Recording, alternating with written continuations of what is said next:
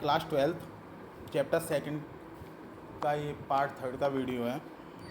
हमने पढ़ लिया था कि प्लेट के बाहर कोई प्लेट दी गई है, आवेशित प्लेट है, तो उसके बाहर जो वैद्युत क्षेत्र की तीव्रता होगी वो क्या होगी।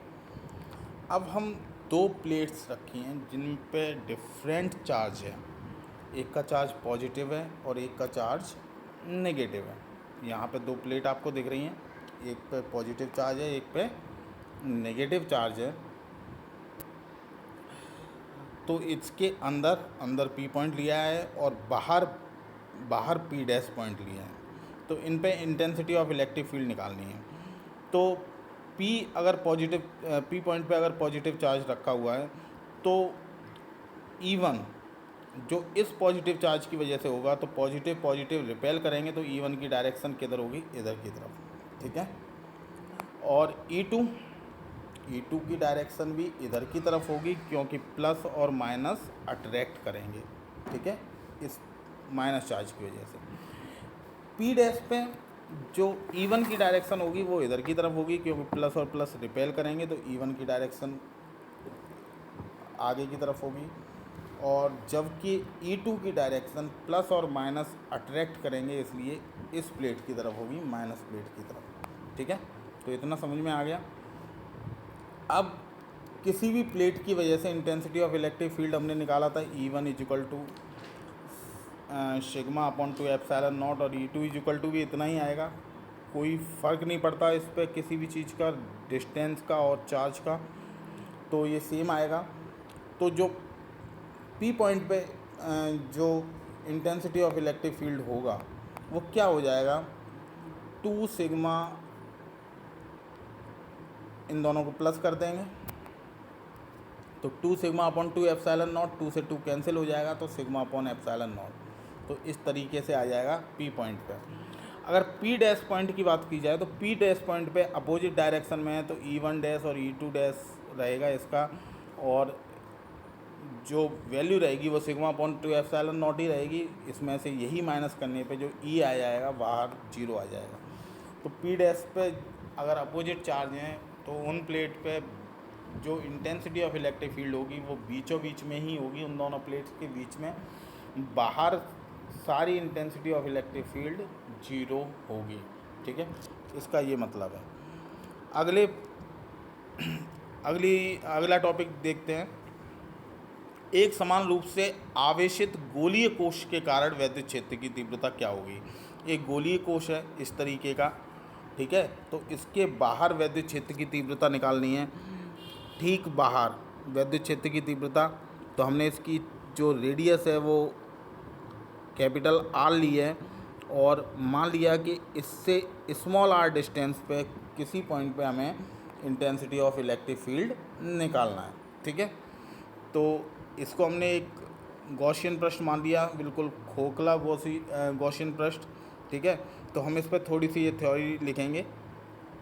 माना R त्रिज्या का विलगित गोलीय कोश जिसमें प्लस Q आवेश एक समान रूप से वितरित होता है, और इस कोश के भीतर वैद्युत क्षेत्र की तीव्रता और बाहर वैद्युत क्षेत्र की तीव्रता, इसके अलावा कोश पर वैद्युत क्षेत्र की तीव्रता भी ज्ञात करनी है। ठीक है, तो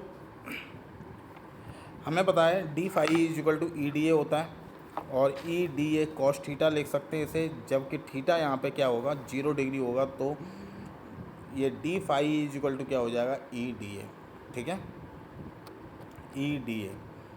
अब इन दोनों का इंटीग्रेशन कर देते हैं, तो इंटीग्रेशन क्या हो जाएगा, integrate of d phi equal to integration of EDA।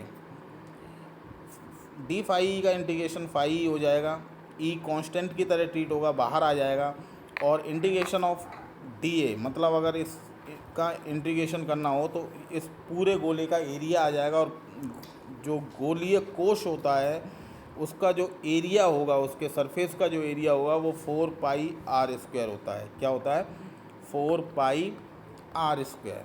ठीक है, तो हम फाई की वैल्यू गॉस की जो थ्योरम होती है उसमें रखेंगे, मतलब फाई इक्वल टू होता है Q अपॉन एप्सिलॉन नॉट, हमें पता है।